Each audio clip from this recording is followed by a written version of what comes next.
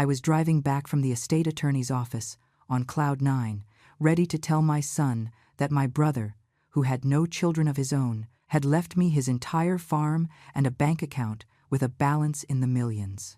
But as I pulled up to the house, I heard the voices of my son Mason and my daughter-in-law Harper drifting out through the open window, and I froze. I was horrified, completely and utterly horrified, because what came out of that window weren't words of love or affection or anything resembling the family I thought we were. They were daggers. They were pure poison distilled into every single syllable. I stood there, paralyzed in my own front yard, the documents from the attorney trembling in my hands, while my entire world crumbled in a matter of seconds. Let me back up just a few minutes, because you need to understand the cruel irony of this moment. You need to understand that I had been floating, literally floating on a cloud of happiness that I hadn't felt in decades. I had just walked out of the estate attorney's office at 4:30 in the afternoon, and the sun was still shining with that golden October light that makes everything look like a movie.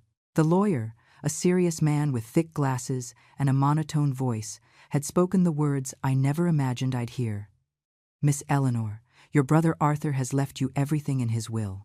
The 500-acre farm, the main farmhouse, the arable land, and a bank account with a balance of $850,000. $850,000 at 68 years old.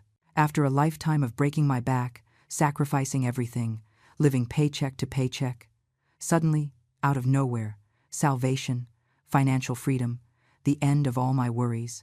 I signed the papers with shaking hands, shoved everything into a manila folder that I clutched to my chest as if it were the most valuable treasure in the universe, and walked out of there, feeling that for the first time in my existence, God was smiling at me. For the first time, after so much loss, so many tears, so much pain, something good was happening to me.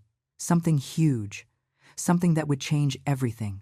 I drove the 20 minutes to my house with a goofy smile plastered on my face.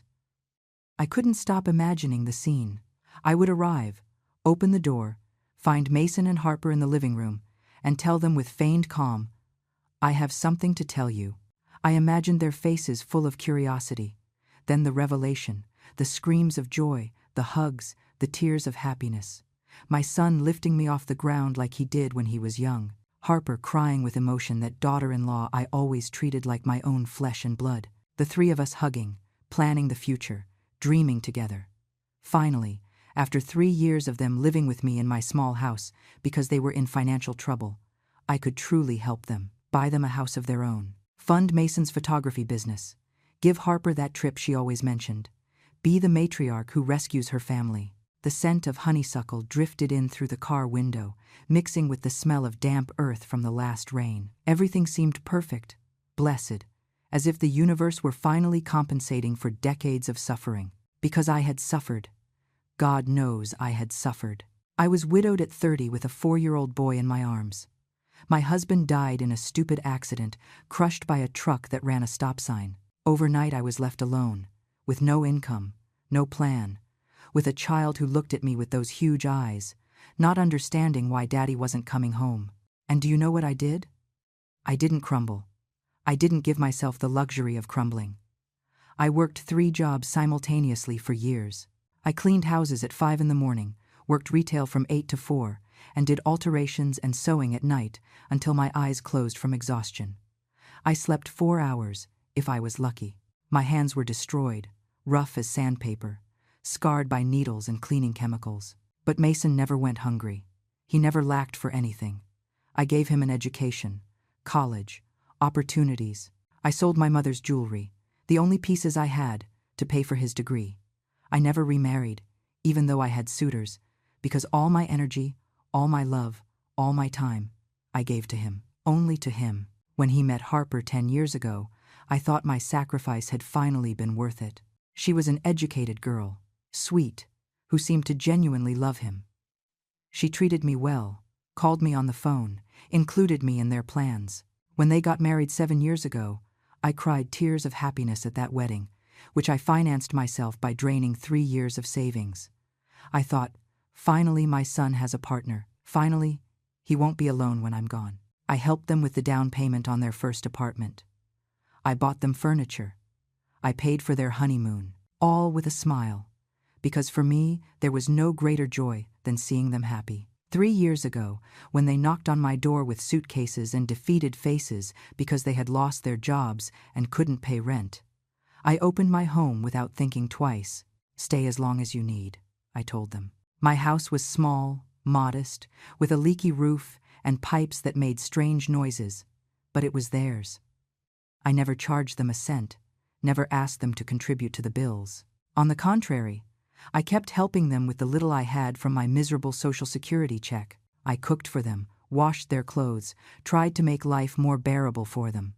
Because that was me, a mother who sacrifices until her last breath. And now, with this $1 million inheritance, I could finally do everything I always dreamed of for them. Fix the house, buy them a new car, fund Mason's dreams, give Harper the comfortable life she deserved.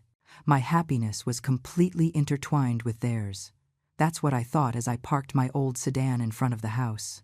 That's what I believed when I got out with my purse and that manila folder pressed tight against my chest. But then, something changed. A strange silence wrapped around me when I stepped onto the front lawn, a sensation in my stomach, like a primal warning, something my body knew before my mind did. The front door was ajar, as always, the living room window open, and from that window facing the front, voices drifted out, the voices of my son and my daughter-in-law. They were speaking in a tone I had never heard from them, conspiratorial, urgent, cruel. I stopped 10 feet from the door. I don't know why. Something told me not to go in yet, to listen first. And then the words reached my ears with brutal clarity, as if the universe wanted to ensure I didn't miss a single syllable. "I can't take it anymore, Mason. I can't keep pretending I care about that old woman." It was Harper's voice, my sweet daughter-in-law, but it sounded different, filled with disdain, filled with hate. Every day that passes is more unbearable. Her constant complaining, her smell of mothballs, the way she chews her food. It makes me want to vomit. My heart stopped. I literally felt it stop in my chest. And the voice of my son, my Mason, the boy I carried in my womb, whom I nursed, whom I raised alone with blood and tears, responded with a dry laugh I had never heard before. "I know, babe. Believe me, I know. But we have to hold on a little longer. It's our house, technically. She's not going to live forever." The words came out of his mouth so naturally, so coldly, that I felt the ground opening up beneath my feet. My legs began to tremble. The manila folder slipped a little through my sweaty fingers, but I couldn't move. I was rooted there, like a tree with roots piercing the concrete, forced to listen to my own destruction. "A little longer?" Harper's voice rose in pitch, full of frustration. "Mason, it's been 3 years. 3 years of my life wasted, living with that woman who thinks she's a saint because she put a roof over our heads, as if we were begging for charity. This house should be ours, completely ours, without her invading every space, without having to fake affection every damn morning. I'm sick of her repetitive stories about how much she suffered, how much she sacrificed. We know, we get it, but that doesn't make us her slaves forever." Every word was a direct punch to the gut. I felt nauseous. I felt the air turning dense, unbreathable. The scent of honeysuckle that seemed beautiful moments ago was now choking me. Invader? In my own house? The house I bought with the sweat of 3 simultaneous jobs? The house where I welcomed them with open arms when they didn't have a pot to piss in? "You're right," said Mason, and his agreement was worse than any direct insult. "But think about the practical side. If we kick her out now, we'll look like the villains to the whole family, to the neighbors. You know how people are. Besides, she has the deed to the house in her name. We can't do anything legally. But if we wait, if we are patient, when she goes, everything will be ours automatically. I'm an only child. There's no one else. And what if she takes years to die?" Harper's question sounded like they were discussing how long a package would take to arrive. Not my life, not my existence. "Your mother is like a cockroach, old, but resilient. She could live until she's 90. I'm not going to waste another 20 years of my life waiting. 20 years. They talked about my death as if it were a pending transaction, as if I were an obstacle between them and their happiness. The manila folder was shaking violently in my hands now. Inside were documents certifying $850,000, an entire estate, a brilliant future, and I had come running to share it with them, with these two people who, at this very moment, were planning how to get rid of me. "There are options," Mason said in a low voice, almost a whisper, but the afternoon silence carried his words directly to my ears as if he were screaming them. "Nursing homes aren't that expensive. I've been researching. There's one on the outskirts, halfway decent, for like $2,000 a month. We could tell her it's for her own good, that she can't take care of herself anymore, that we're worried she'll fall and break something being here alone all day." "But she's not alone all day. We're here." Harper's voice sounded confused. "That's why we'd have to get jobs first, right? To have the perfect excuse. Mom, we can't take care of you anymore because we work all day. It's for your safety." The way he imitated a worried, loving voice made me feel a disgust so deep I had to cover my mouth with my hand to not vomit right there in the yard. "You're a genius," Harper laughed, and her laugh sounded genuinely amused, as if my son had just told the best joke in the world. $2,000 a month is nothing compared to getting our privacy back. We could remodel her room, turn it into an office for you, or a walk-in closet for me. God knows I need it. And finally, we could have the house how we want it, without her horrible ceramic knickknacks everywhere, without her crocheted doilies on every piece of furniture. The doilies I crocheted by hand for years, on those endless nights after doing alterations for others, because I wanted my house to look nice despite being poor. The ceramic figurines I bought one by one at flea markets, on my days off, because it was the only thing I could afford to decorate with. All that I had built with so much love, reduced to garbage in their eyes. And what about her Social Security? The true interest. It had always been about the money. If we put her in a home, could we keep part of her check? I mean, we'd be paying for the place. Technically, we'd be taking care of her. Her check is a pittance, like $1,200 a month. It would barely cover half the nursing home. Mason sounded disappointed, as if he were doing mental math and the numbers didn't add up. "But once she's there, we could sell some of her furniture, her things. That antique dresser in her room must be worth something, and she has some jewelry stored away, I think." I didn't have jewelry. I sold it all decades ago to pay for his damn college tuition. But they didn't even know that. I never told them the details of my sacrifices because I didn't want them to feel indebted to me. How stupid I was. How incredibly stupid. "The problem is convincing her," Harper said, and I could picture her biting her lower lip like she did when she was thinking. "She's stubborn. She's going to say she's perfectly fine, that she can take care of herself. She's going to cry, make us feel guilty with her stories of sacrifice. That's why we have to be strategic." Mason's voice took on a calculating tone that froze my blood. "We start, little by little. We point out her memory lapses, her little confusions. Mom, you already told me that story 3 times today. Are you okay? Mom, you left the stove on again. It's dangerous." Even if it's not true, we make her doubt herself. And when she's insecure enough, we present the nursing home as the only logical option. Gaslighting. My own son was planning to gaslight me, to convince me I was losing my mind, to psychologically manipulate me until I broke. Tears began to roll down my cheeks. Hot, bitter, silent. But I didn't make a sound. I couldn't make a sound. I had to hear everything.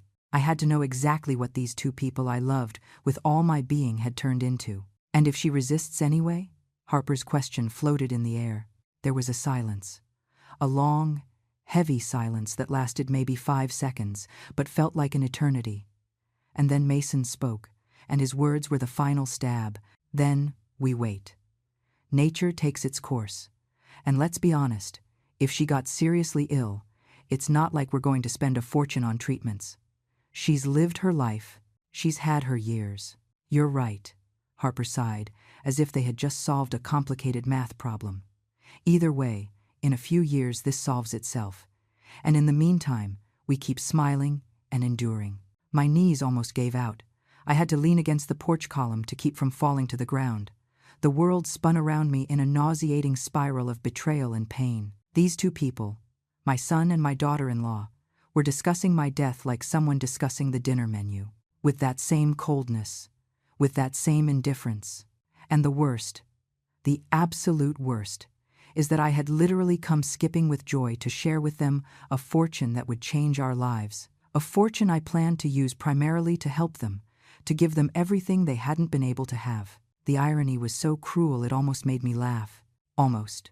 If it weren't for the fact that I felt like they were ripping my heart out with their bare hands, I might have found some twisted humor in the situation. Here I was, with certified documents for $850,000 in my purse, listening to how they planned to stick me in a cheap nursing home and keep my miserable $1,200 Social Security check. If they knew. If they only knew what I was holding. But they weren't going to know. Not yet. Because something inside me, something primal and fierce that I didn't know I possessed, had just awakened. Well, enough talking about your mother, Harper said with a lighter tone, as if they had just finished discussing the weather. What do you want for dinner? Because I am not cooking. Let her do it when she gets here. That's what she's good for, right? At least let her earn her keep. They laughed. Both of them laughed. And that sound, those shared cackles at the expense of my humiliation, finally broke something fundamental inside me. For 68 years I had been Eleanor the good, Eleanor the self-sacrificing, Eleanor the forgiving, the understanding, the one who always puts others first. The one who worked until she destroyed her body so her son could have a future. The one who never asked for anything in return because a mother's love is supposed to be unconditional, selfless, eternal. But in that moment, standing in my own front yard, listening to the two people I loved most in the world plan to discard me like trash, something changed. A chemical, molecular, spiritual transformation. The sweet and understanding Eleanor died right there. And in her place, someone new was born, someone cold, someone calculating, someone who had just learned that boundless kindness is just another form of being stupid. I wiped my tears with the back of my hand. I took a deep breath, filling my lungs with that air that now tasted like ash. I adjusted the manila folder under my arm. I checked my reflection in the car window. Red eyes, yes, but nothing a little cold water couldn't hide. I needed to walk into that house as if I hadn't heard a thing. I needed to act. And for the first time in my life, acting didn't mean being authentic and honest, but being the best liar in the world. I walked toward the door with measured, controlled steps. I inserted the key with hands that no longer trembled with emotion, but with an icy fury that ran through my veins like mercury. I opened the door and closed it with the usual sound. Not too loud, not too soft. I'm home, I yelled with the most cheerful voice I could manufacture. That loving mother voice I had perfected over decades. I heard them moving in the living room. Hurried footsteps, whispers. When I entered the shared space, there they were. Mason on the ivory sofa I bought myself 10 years ago, Harper in the armchair, both with their phones in their hands, the perfect picture of domestic innocence. They greeted me with smiles, wide, warm, completely fake smiles. And I, who now knew the truth, could see the lie behind every forced facial muscle. Mom, how did it go? Mason stood up and walked toward me with open arms. My son, my baby, the boy I nursed, whom I cured when he had chickenpox, whom I taught to ride a bike, whom I consoled when his first love rejected him. That same boy was now a stranger with my son's face, approaching to give me a hug I knew he didn't feel. I hugged him. God, how hard it was to hug him, feeling his arms around me, his familiar smell of that cheap cologne he used, and knowing that minutes before he was planning how to get rid of me. But I did it. I endured, because I needed them to believe everything was normal. Good, son. Everything is good. My voice came out surprisingly steady. Years of hiding pain had trained me for this without knowing it. And you guys? How was your day? Quiet. Harper stood up too, approached, and gave me a peck on the cheek. Her perfume, the one I gave her for her last birthday because she mentioned she liked it, hit me like a punch. We were looking at some stuff online, planning some ideas for Mason's business, planning how to lock me up in a home. That's what they were planning. But I smiled. That's great, honey. I'm glad you're being productive. The word honey almost choked me. I had called this woman my daughter for 7 years. I treated her better than many mothers treat their own biological daughters. And she called me a cockroach when she thought I wasn't listening. Do you want me to make you some tea, Mom? You look tired. Mason looked at me with that expression of concern that I now knew was pure theater. He was probably already practicing for when he would start his plan to make me think I was losing my mind. No thanks. Sweetheart, I'm fine. I sat in my favorite chair, that wooden rocker I rescued from a flea market, and restored myself. I set my purse to the side, careful that the manila folder wasn't visible. They didn't ask what was inside. They didn't ask why I had gone to the lawyer. They didn't even remember that today was my appointment. Of course not. I was just the old piece of furniture in the living room, present but invisible. Mom. Harper started with that sweet voice I now recognized as completely fabricated. I was thinking that tomorrow we could go to the mall together. You know, spend some quality time. It's been a long time since we went out, just you and me. Quality time. With the woman who half an hour ago said my mothball smell made her want to vomit. I would love that, Harper. That would be very nice. The words came out of my mouth as if someone else were saying them. As if I were an actress following a script. I watched them for the next hour. I really watched them, as if seeing them for the first time. Mason was 39, but he had never fully matured. He still had that teenage attitude, expecting things to fall from the sky. His photography business, which he talked about constantly, was more of a fantasy than a reality. He had taken maybe 20 jobs in 3 years. But I always encouraged him, always told him it was just a matter of time, of effort. Now I realized I had spoiled him. I gave him so much, forgave him so much, that he never learned the real value of things, nor respect for the person who gave them to him. And Harper, 36, pretty in a conventional way, with that long brown hair she cared for religiously, and those nails always perfect despite not working. How did I not see the shallowness before? How did I not notice that every conversation we had ended up revolving around material things? What she didn't have, what she wanted. When she lost her job 3 years ago, I consoled her. Don't worry, honey, something better will come along. But nothing ever came, because she never looked for anything. She got comfortable in my house, eating my food, enjoying my hospitality, and began to see me not as a blessing but as an obstacle. We ate dinner together that night. I cooked, as always. I made chicken parmesan with spaghetti, one of Mason's favorite dishes. I set the table. I served. I watched them eat what I prepared with my hands while they chatted about a show they were binging, about a friend who posted vacation photos, about absolute trivialities. They didn't ask about my day. They didn't ask what I had done. I was the service staff, not part of the family. After dinner, I washed the dishes while they settled back into the living room. I heard their laughter, the sound of the TV, that domestic normality that now seemed obscene to me. My hands moved automatically, scrubbing every plate, every glass, while my brain processed everything I had heard. $850,000 were waiting in a bank account with my name on it. An entire farm I could sell or manage, and they didn't have the slightest clue. I dried my hands with the kitchen towel and stared out the window toward the backyard. Night had fallen completely, and only the dark silhouettes of the trees swaying in the breeze were visible. I remembered all the times I worked in that garden, planting flowers, pulling weeds, trying to create a beautiful space despite our economic situation. I remembered the mornings I watered the plants before leaving to clean other people's houses, thinking that at least my family would have a cozy home to return to. How naive, how stupidly naive. My mind began to work in a new way, calculating, cold. If they could plan, so could I. If they could fake love while conspiring behind my back, I could fake ignorance while assembling my own strategy.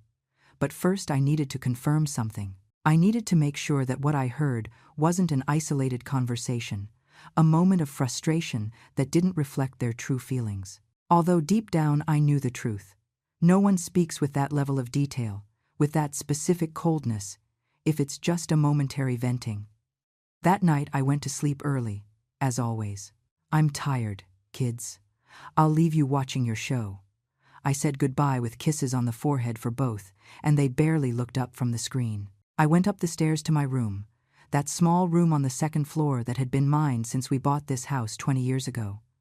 I sat on the edge of my bed and took the manila folder out of my purse. There were all the documents, the deed to the farm in my name, the bank papers certifying the account balance, The testamentary letter from my brother Arthur, written in his own hand 2 months before dying, explaining why he left me everything. Because you were the only one who was always there when I needed you, even though you never asked for anything. Because I admire you more than anyone in this world. Because you deserve something good after so much suffering. Tears began to fall on the paper, smudging the ink. My brother, that quiet and solitary man, knew me better than my own son knew me. I put the documents in the back of my closet, under a pile of old sweaters they never checked because they didn't care enough to snoop through my things. I lay in the dark with my eyes open, staring at the ceiling, and for the first time in decades, I allowed resentment to flow freely through my veins. I didn't repress it. I didn't rationalize it. I didn't look for excuses to justify their behavior. I just felt it, pure and burning. I remembered the day Mason was born, 39 years ago. It was a difficult birth, 23 hours of labor. When they finally put him in my arms, crying and wrinkled, I swore I would do everything for him. Everything. And I kept that promise to the point of losing myself in the process. I never went back to school, even though I had dreamed of being a teacher. I never pursued my own dreams because all my energy went into funding his. I never gave myself permission to be selfish, not even for a moment. And for what? To raise a man who planned to lock me in a cheap nursing home and keep my $1,200 pension. A man who had calculated how much my antique dresser would be worth. A man who literally said he wouldn't spend money on treatments if I got seriously ill because I had already lived my life. The rage I felt in that moment was different from anything I had experienced before. It wasn't hot or explosive. It was cold, dense, heavy as lead. It settled in my chest and stayed there, slowly transforming into something more useful. Determination. If they could be cruel, I could be relentless. If they could plan my end, I could plan their awakening. Not their death, of course. I wasn't like them. But certainly their reality check. Their moment of truth. Their downfall. The next 3 days were an acting exercise that deserved an award. I got up every morning and played my role of loving mother with surgical precision. I made breakfasts. I cleaned the house. I washed their clothes. I smiled when they talked to me. I nodded when they told me their insignificant plans. And all the while, behind my eyes, there was a machine calculating, measuring, planning. I observed them like a scientist observes specimens in a lab. I noticed how Harper spoke to me with that exaggerated sweetness people use when trying to manipulate someone they considered dumb. I noticed how Mason asked about my health with a new insistence, probably already starting his strategy to make me doubt myself. "Did you sleep well, Mom? I heard you get up 3 times to go to the bathroom last night. Are you sure you're okay?" I never got up 3 times. He was lying, planting seeds of confusion. On the 4th day, I made a decision.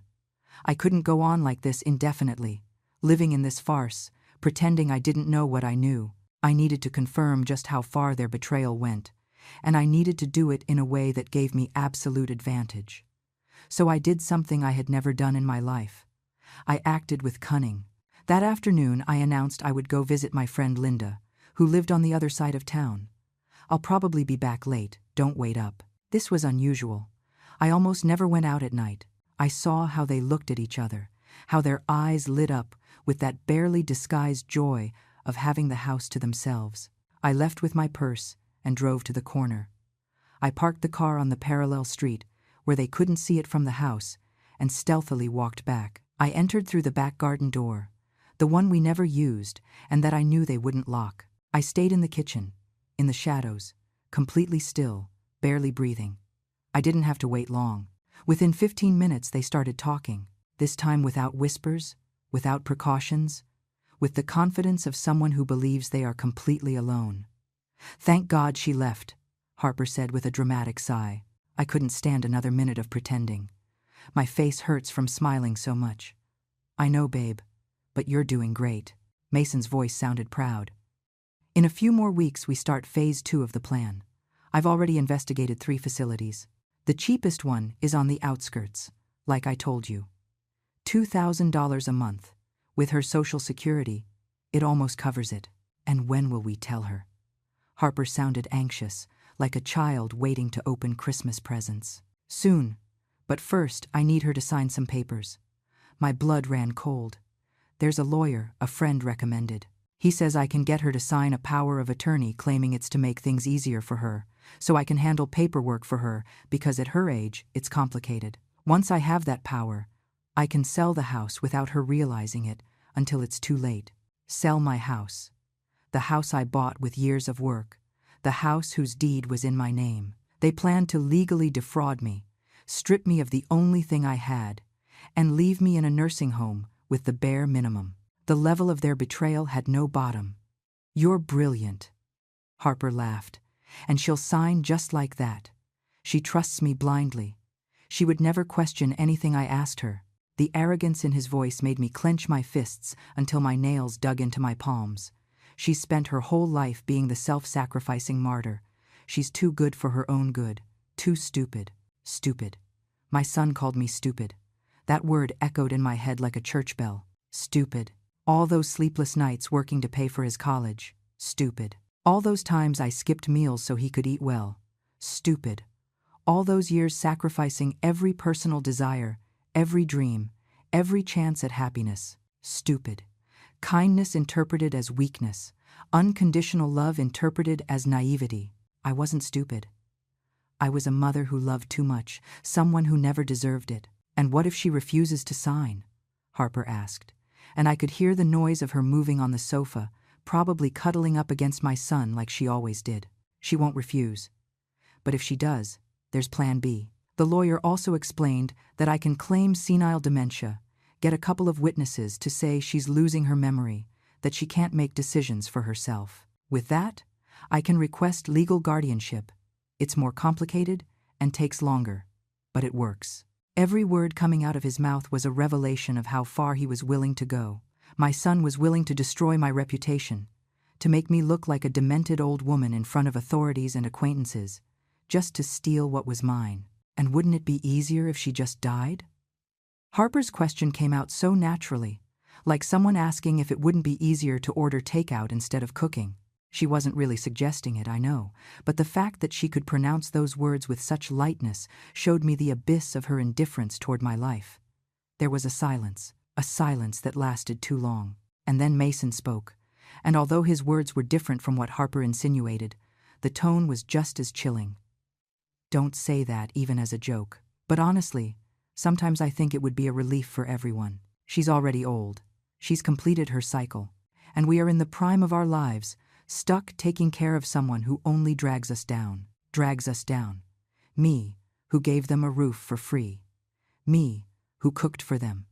Me, who paid the utility bills without asking them for a cent of contribution. I was dragging them down. The distortion of reality was so grotesque, it almost made me laugh. Almost. You're right. Sorry. Harper sighed. It's just that I'm so tired of all this. I want our life back. I want to be able to walk naked through the house if I feel like it without worrying that the old lady will show up. I want to decorate how I want, invite friends over, without having to warn them that there's a bitter old woman living here. I want privacy, freedom, space. Soon, babe. I promise you, soon. I heard the sound of a kiss. They were kissing while talking about discarding me, and that mental image was so repulsive I had to swallow the bile that rose in my throat. When are you going to ask her to sign the power of attorney? Harper asked after a moment. This week. I already have the documents. The lawyer prepared them with complicated technical language, so she doesn't really understand what she's signing. I'm going to tell her it's to help her with banking, so I can better assist her with her finances. She has no idea about laws. She'll sign without reading. The confidence in his voice was overwhelming. He really thought he knew me. He really thought he could manipulate me so easily. What he didn't know, what neither of them knew, was that I had been married to a lawyer before he died. My late husband, Mason's father, taught me a lot about laws and contracts during our years together. He taught me to read the fine print, to never sign anything without understanding it completely, to protect myself legally. Ironic that the father's lessons were going to protect me from the son. You're so smart, Harper cooed, and the tone of admiration in her voice toward someone planning to defraud his own mother made me nauseous. And after selling the house, what will we do with the money? First, we pay off all our debts. We owe like $20,000 in credit cards. $20,000. I had no idea they had those debts. They never asked me for help. Then we buy a small condo for us, something modern in a good area. With what's left, we can travel, buy a decent car, finally live well. And your mother in the nursing home for $2,000 a month? The question had a hint of guilt, barely perceptible. She'll be fine. She'll have a roof, food, basic care. It's more than many have at her age. The way he justified the abandonment, as if he were doing me a favor, as if locking me in the cheapest option while they lived off my house money was an act of generosity, made me understand something fundamental. My son wasn't just selfish or immature, he was cruel. There was an inherent cruelty in his character that I never wanted to see because motherly love blinded me. "I guess you're right," Harper said, though she didn't sound completely convinced. "I just hope she doesn't make a scene when we tell her." "She won't. I know her. She'll cry. Yes. She'll say we're abandoning her, that after everything she did for me, she'll do her little victim act. But in the end, she'll accept it because she has no other choice. She has no money of her own. She has nowhere to go. She has no real friends who can help her. She is completely alone in the world except for us." The way he analyzed my loneliness, my vulnerability, as if they were tools to be used against me, showed me a level of sociopathy I didn't know existed in him. But he was wrong. He was wrong about everything. I had $850,000. I had a farm. I had options he couldn't even imagine.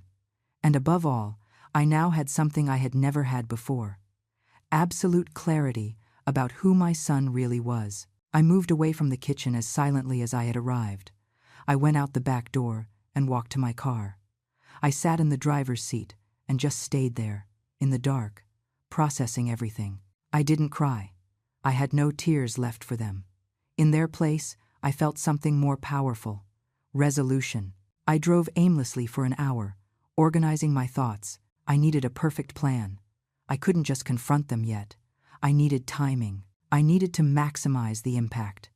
I needed to make sure they fully understood the magnitude of what they had lost. And above all, I needed to protect myself legally, so they couldn't hurt me even after everything exploded. The next morning I called the attorney.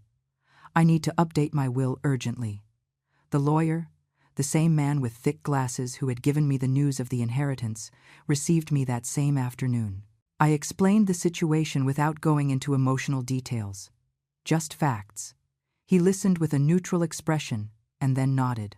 "I understand perfectly, Miss Eleanor. Unfortunately, I see cases like this more often than I'd like."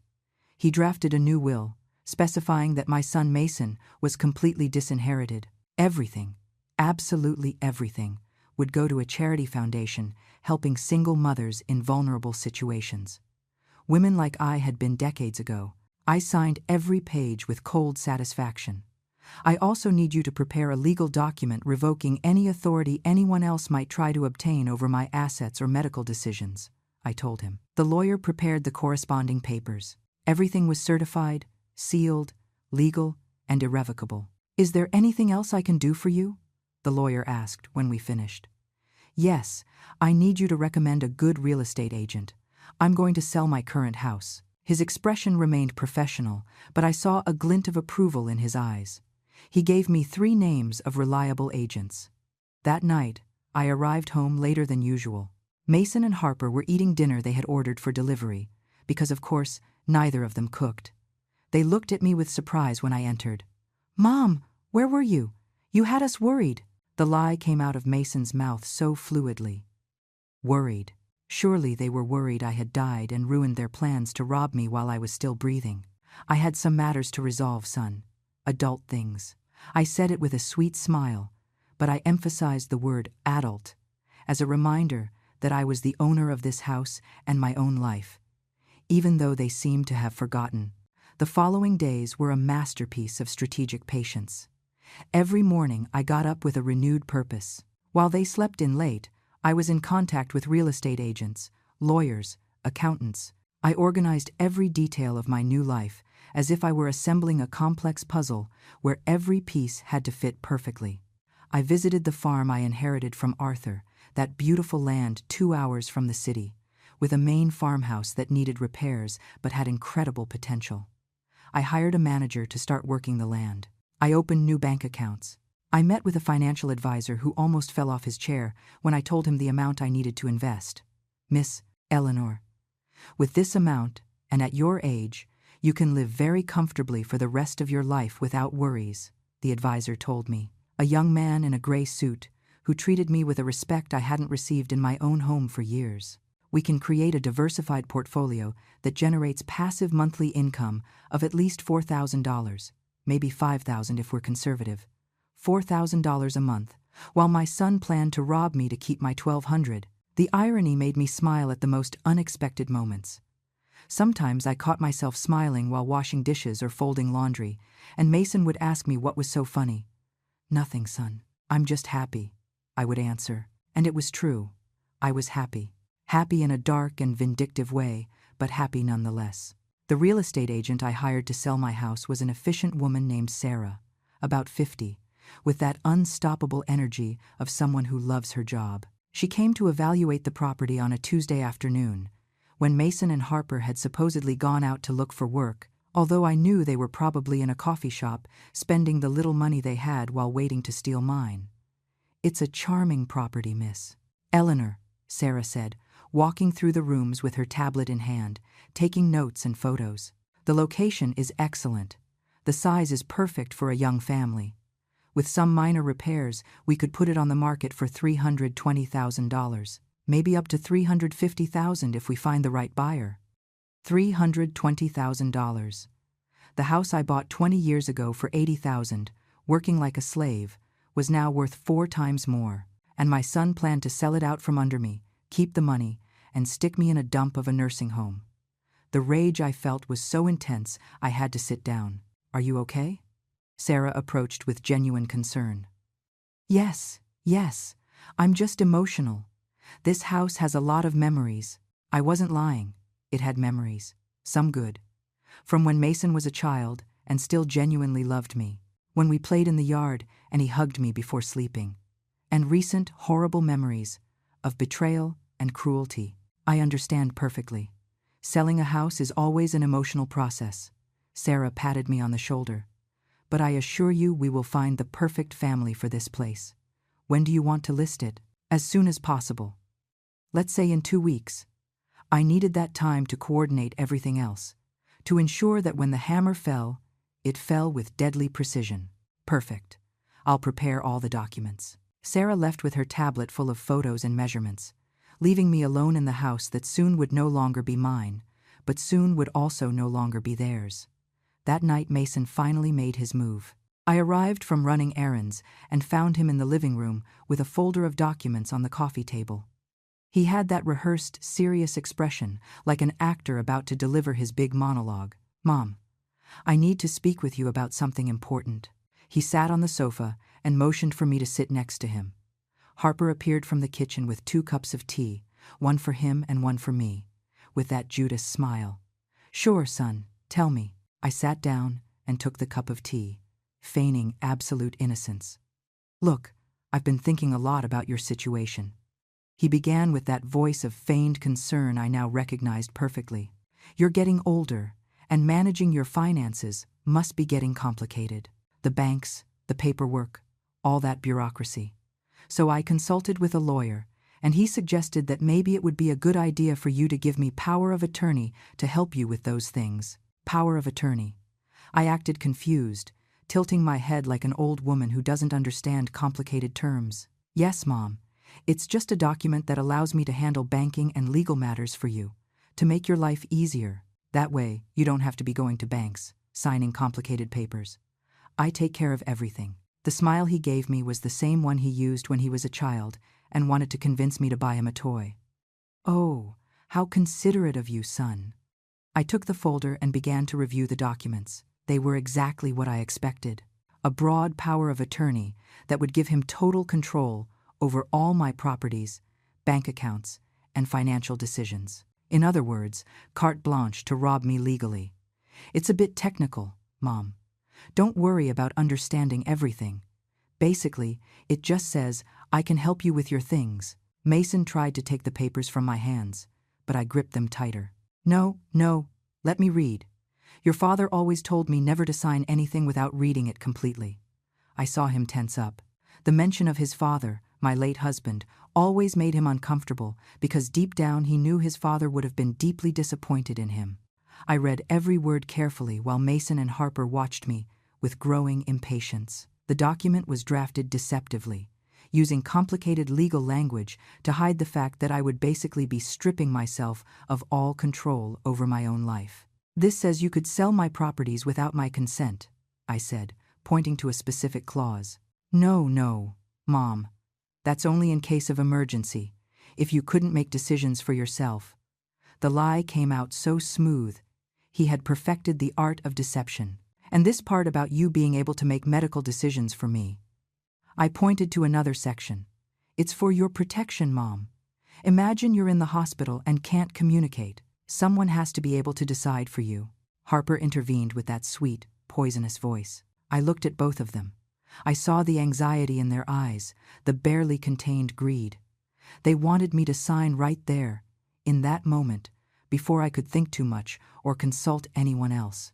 And for a single second, I considered signing the document just to see their faces when they discovered I had nothing to steal because I had already moved everything. But no, I had a better plan. You know what, son? You're right. This seems very useful. I saw them relax, exchanging looks of victory.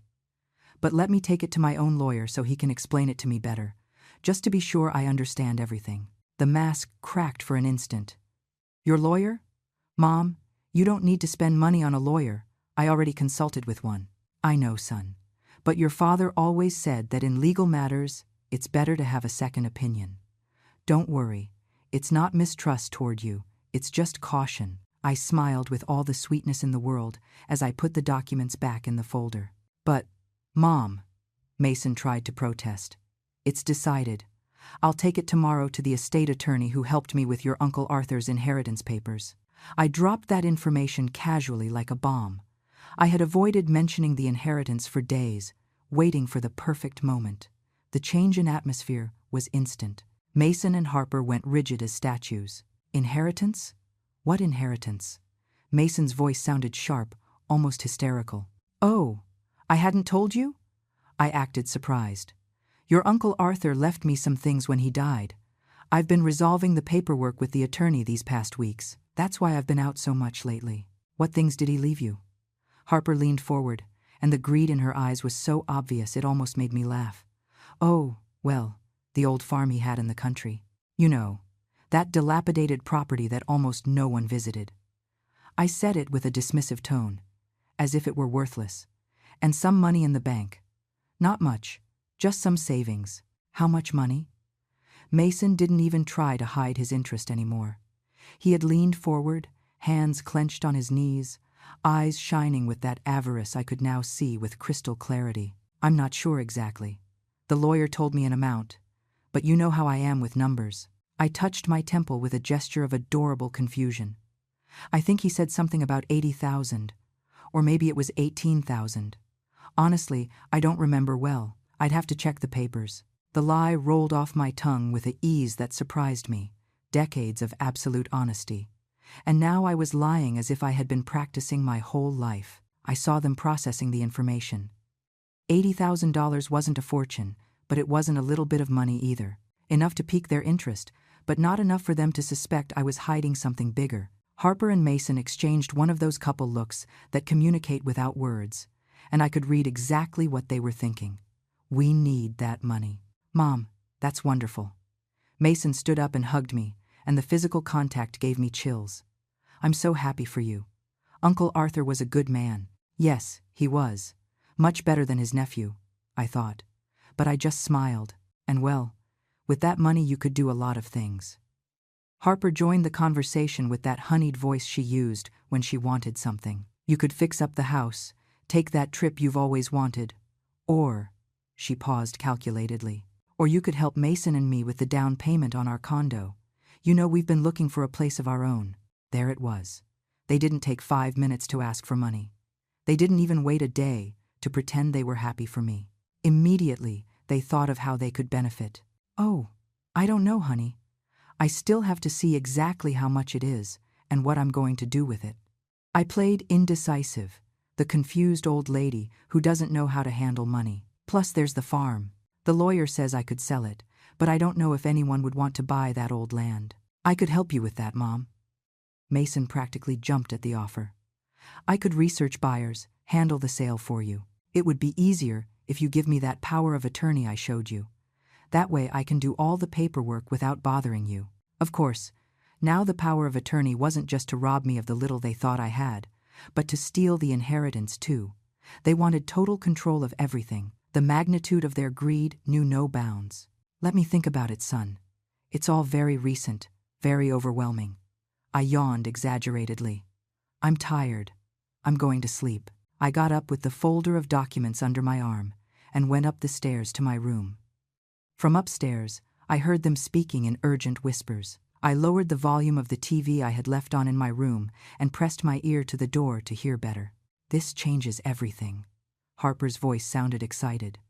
If she has 80,000 plus the sale of the farm, we're talking about much more money than we thought. I know, but we have to be careful. She can't suspect anything. Mason sounded anxious but controlled. I'm going to investigate how much that farm is really worth. If it is where I think it is, it could easily be worth 200,000 or more. And do you think she'll give us the money if we ask for it? Harper doubted. Not all of it. She's stingy. She's always been stingy. She'll say she needs to save some for emergencies, for her old age. That's why I need her to sign that power of attorney. Once I have it, I can sell everything without her noticing until it's too late. I'll tell her the prices were lower than expected, that there were legal fees, that little was left after taxes. She knows nothing about those things. Stingy. He called me stingy. The woman who spent every last cent on him for decades, who drained her savings multiple times to help him, who worked until she got sick to give him everything. Stingy. But we have to act fast, continued Mason, before someone else gets into her head. Before that lawyer suggests she do something different with the money. Tomorrow I'm going to pressure her to sign. I'm going to tell her the lawyer needs the document urgently, that if we don't do it soon, there will be legal problems with the inheritance. Perfect. I'm going to take her shopping tomorrow. I'll keep her distracted, tired. When she gets home, she'll be so exhausted she'll sign whatever you put in front of her. Harper laughed. And that sound pierced me like a knife.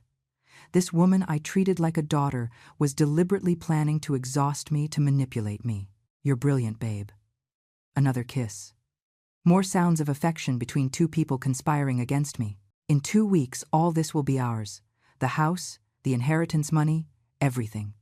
And she's going to be in that nursing home without knowing what happened. I moved away from the door and sat on my bed. My hands were shaking, but not from fear or sadness, from anticipation, from power, because they didn't know I knew. They didn't know that every word they uttered was only digging their grave deeper. They didn't know the money was already protected, that the house was about to be sold, that I had changed my will, that I had everything documented with lawyers and notaries. That night I barely slept. Not from anxiety, but from the pure adrenaline of knowing I was about to teach them the most important lesson of their lives. I stayed awake planning every detail of the final moment, that instant when I would reveal everything to them. It had to be perfect. It had to be devastating. It had to leave them without words, without excuses, without an exit. The next morning, Harper appeared in my room early, with a radiant smile. Good morning, Mom. How about today you and I go shopping? It's been so long since we spent time together, just the two of us. Oh, what a nice gesture, honey. I smiled with all the innocence I could manufacture. I'd love that. We had breakfast, the three of us together. A breakfast she prepared for the first time in months. Scrambled eggs, toast, orange juice, all served with smiles and polite conversation. Mason asked me how I had slept, if I felt well, if I needed anything. The acting was so transparent now that I knew their true intentions, that it was hard not to laugh in their faces. Harper took me to the mall in her car. On the way, she talked nonstop about trivial things, keeping me entertained, establishing that false intimacy. We walked through stores for hours. She made me try on clothes she knew I would never buy, showed me expensive shoes, took me from one place to another until my feet genuinely started to hurt. Tired, Mom? she asked with that feigned concern when she saw me sitting on a bench in the mall. A little, yes. I don't have the energy I used to. I let my voice sound weak, fragile, letting her believe her plan was working. Poor thing. Let's go home so you can rest. She took my arm with that condescending delicacy used with the elderly, and we walked slowly toward the parking lot. In the car, while driving back, Harper began her real work.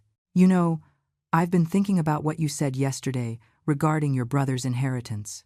Yes. I played distracted, looking out the window. It's a big responsibility to handle that much money at your age. Doesn't it scare you a little? I mean, with so many scammers out there, so many bad people who take advantage of seniors. Her voice dripped with false concern. I hadn't thought about that.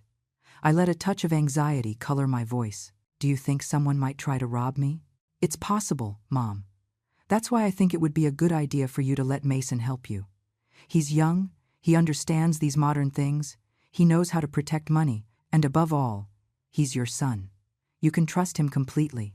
The words came out of her mouth with such conviction that for a moment I wondered if she really believed what she was saying, if she had rationalized her betrayal so much that she genuinely thought they were doing the right thing. I suppose you're right. I sighed as if I were considering it seriously. It's just that I'm a little scared to sign papers I don't fully understand. That's why you have to trust your family, Mom. We would never hurt you. We love you. She held my hand while driving, and the contact of her skin against mine gave me nausea. Those same hands that held me with fake affection had been planning my exile to a cheap nursing home. I looked out the car window while she kept talking, trying to convince me with sweet words and well-rehearsed lies. The streets passed quickly. The same streets I had traversed thousands of times over decades, coming and going from exhausting jobs, always thinking of giving my son a better future. And now that son saw me as an obstacle, as something disposable. When we got home, Mason was waiting in the living room with the same documents from the day before, but this time he had brought a mobile notary, a small man with a briefcase who introduced himself as Mr. Thompson. Mom, I'm glad you guys are here. Look, Mr. Thompson came so we can make the power of attorney official right today.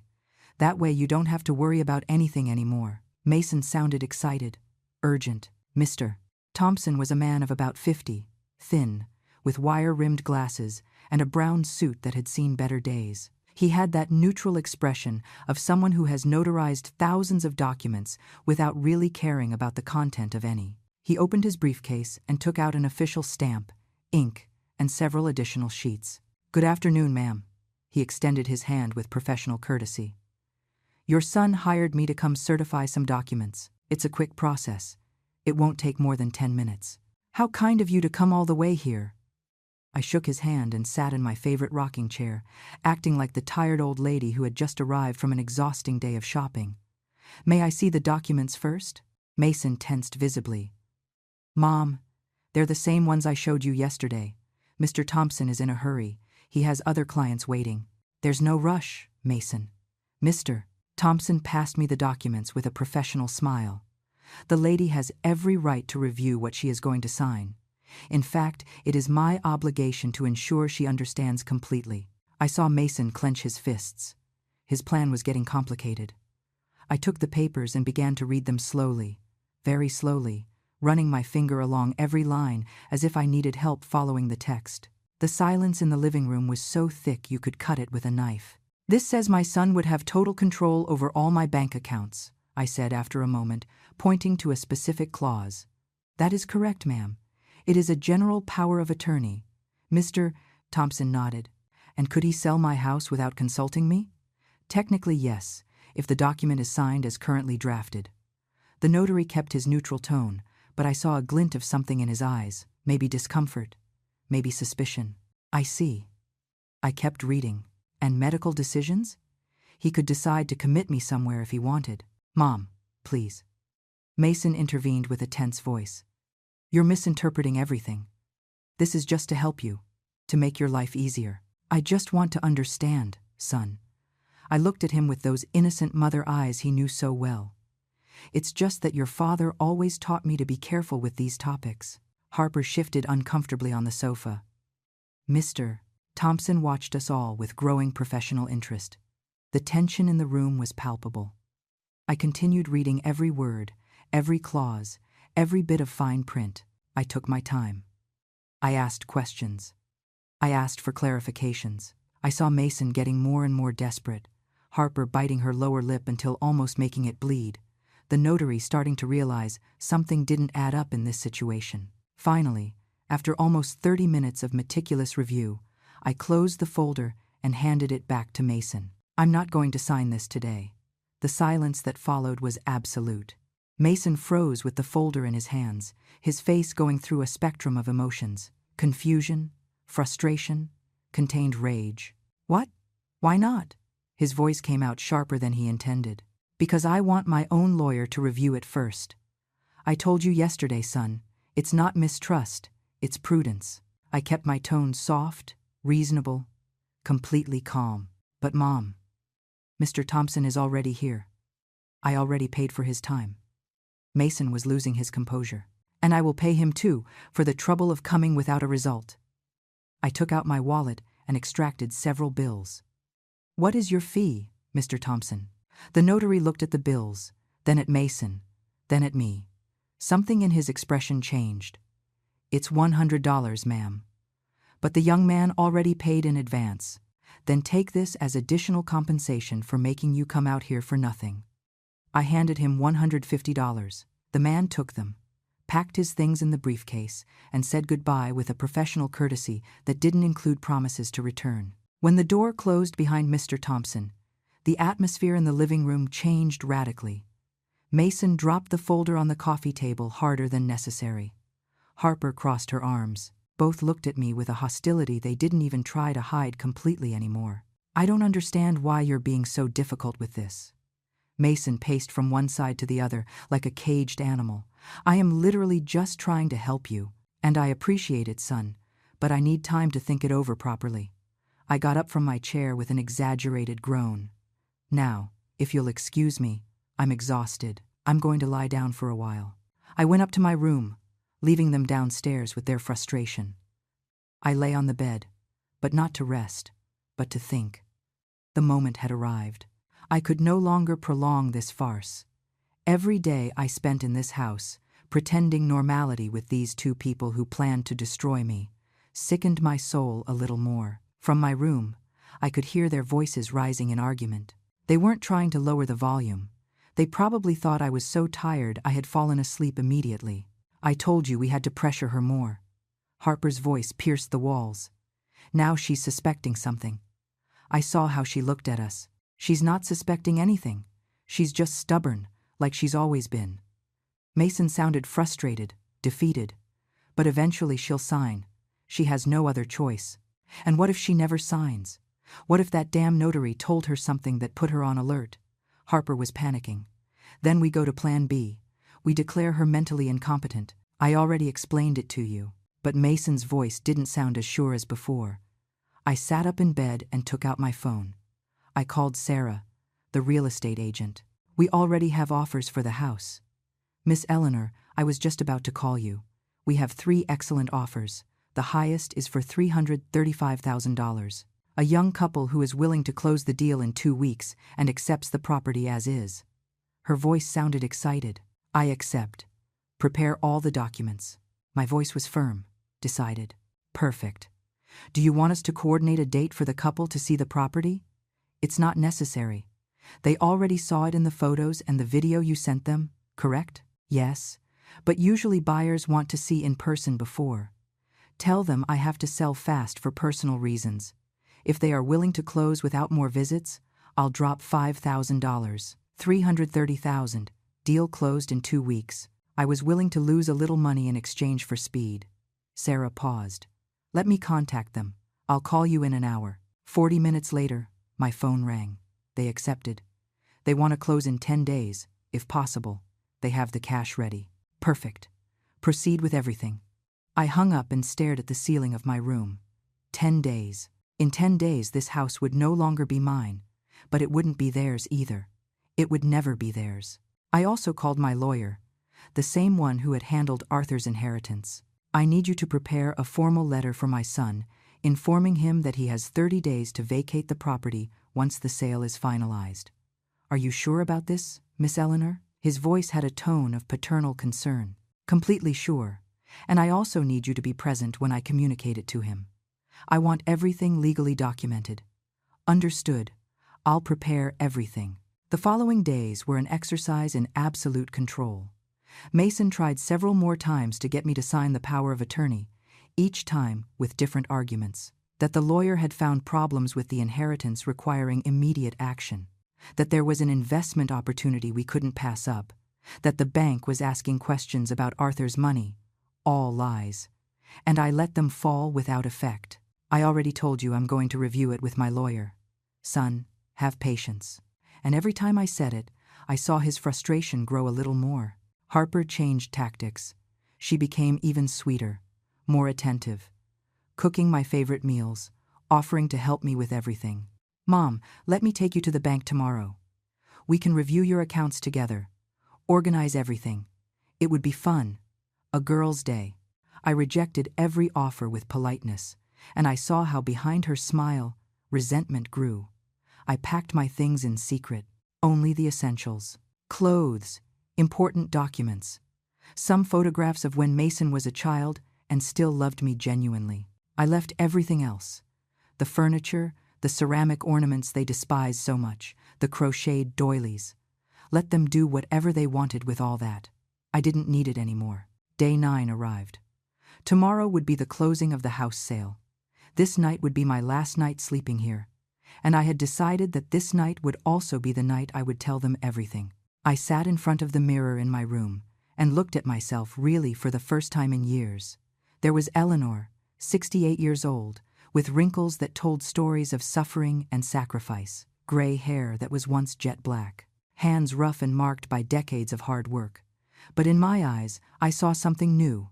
Fierceness, determination, power. I put on my dark green dress, the one I saved for special occasions. I combed my hair with care. I put on light makeup. I wanted to look dignified for this moment. I wanted them to remember this image of me not as the victim they planned to create, but as the strong woman I always was, but whom they never knew how to appreciate. I went downstairs at 7 in the evening. Mason and Harper were in the living room watching television, as always. When they saw me enter dressed up, they looked at me with surprise. "Are you going out, Mom?" asked Mason. "No. We are going to eat dinner, the 3 of us together, tonight. I have something important to tell you." My voice had a quality they hadn't heard before. Authority. Control. I prepared dinner myself that night. It wasn't anything elaborate, just pasta with tomato sauce and salad, but I did it with hands steadier than I'd had in weeks. I set the table carefully, using the cream-colored tablecloth I reserved for special occasions. The good plates I almost never took out. The wine glasses that were a wedding gift almost 40 years ago. Everything had to be perfect for this moment. Mason and Harper sat at the table with confused expressions. It wasn't normal for me to do all this on a random weekday. They looked at me with that mix of curiosity and suspicion, trying to decipher what was happening.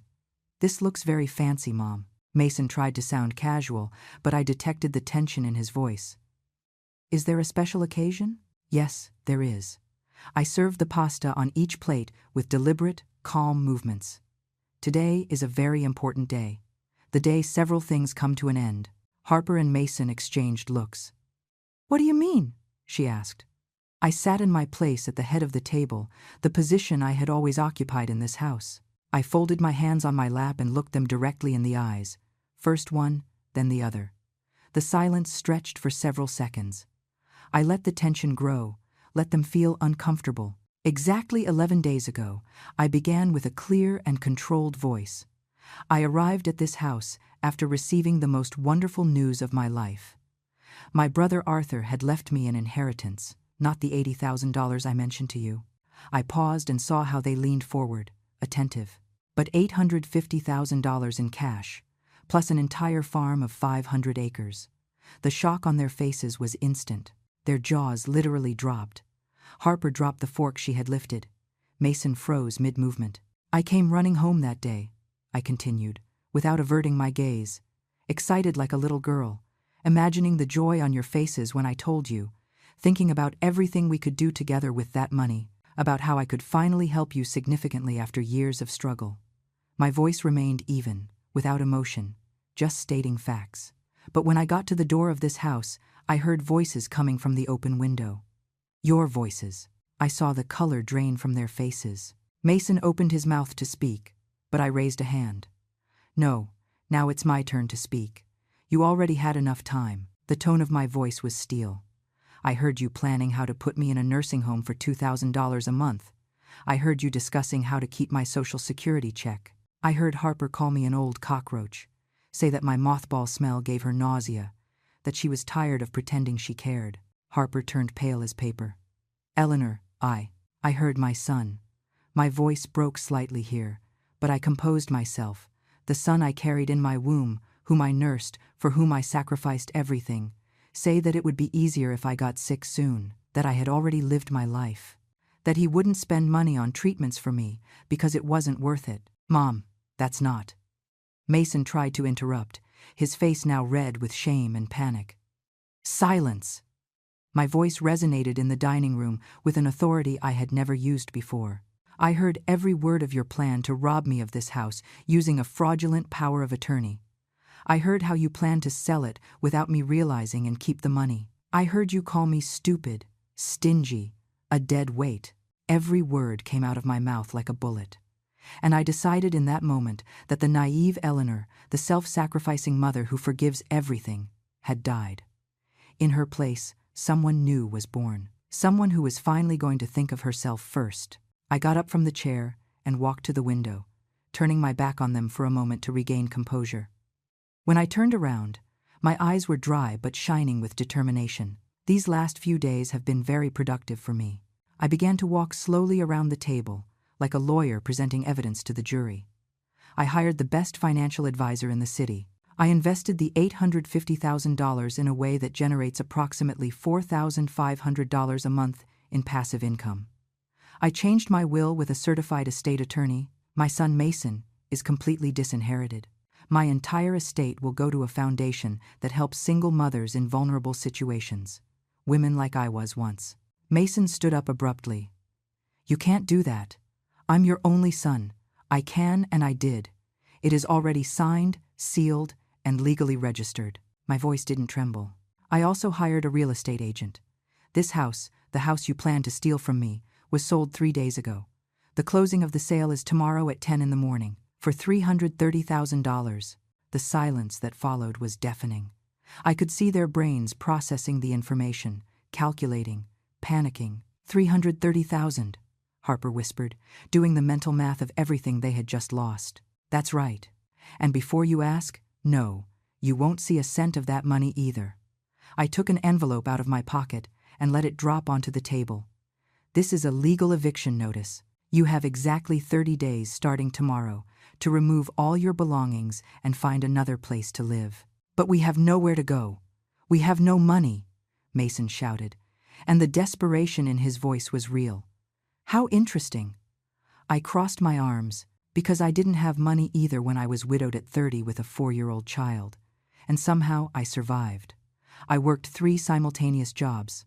I slept 4 hours a night for years. I literally broke my back, so you would have food, education, opportunities. My voice rose in volume, and I did it alone, without complaining, without planning to betray anyone, without thinking about sticking my son in a nursing home when he became inconvenient. Mom, please. Mason approached with hands outstretched, and for the first time in days I saw real tears in his eyes. I know I made a terrible mistake.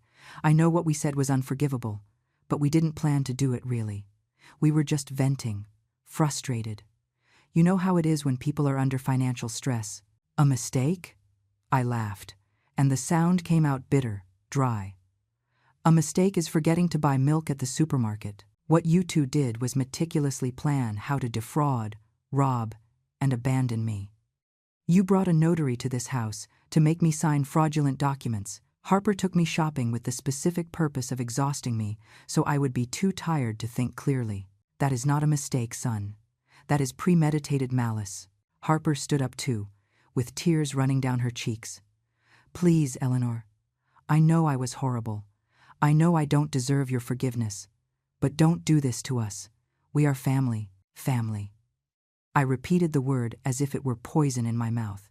Family doesn't plan to lock their loved ones in cheap nursing homes to keep a $1,200 check. Family doesn't call the person who gave them a roof when they had nothing a cockroach. Family doesn't calculate how long you will take to die so they can keep your things. I approached Mason until I was inches from his face. I looked him directly in the eyes, those eyes that once looked with genuine love when he was a child. I gave you everything. Absolutely everything. My youth, my health, my dreams, my opportunities, my money, my time, my love. And you took it as if it were your right, as if I owed you all that simply for having been born. My voice broke slightly, but I continued. You never learned the value of sacrifice because you never had to sacrifice anything. I gave you everything so easily that you thought that was how the world worked, that people simply give you things without even expecting respect in return. I'm sorry. Mason was crying openly now.